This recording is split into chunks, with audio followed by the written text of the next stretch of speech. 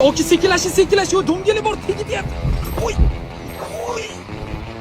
Qo'y, oki, nima qilyapsiz? To'xtang. Tikka tushing mashinadan, nima qilib tashladingiz, oki? Bu tepasi, bu Malibu-yu.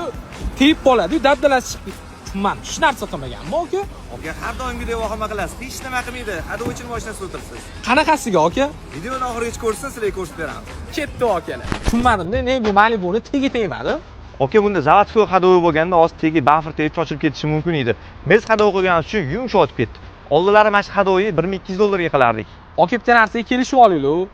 Mana shu skidkani qilganimizdan keyin bizani hadovichi okalarimizni yomon ko'rib qolishligi mumkin, lekin biz o'zbek xalqimizni o'ylamasak bo'lmaydi.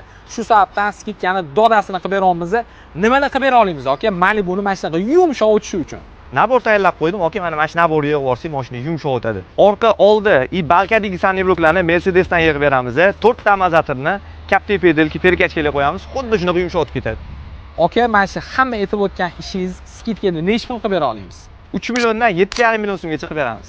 Vaqtida 1200 dollar qilingan ishni ko'ryapsizlar, 3 milliondan 7,5 milliongacha qilib berilyapti. Shu sababdan yurakchani yashirat qizartirib, like bosib qo'yasizlar. Bu videoni hadovoyi taqir tuqir bo'layotgan do'stlarga ulashib qo'yinglar. Kommentariyada qanaqa mashina keyingisi bo'lsa, обязательно yozib ketasizlar.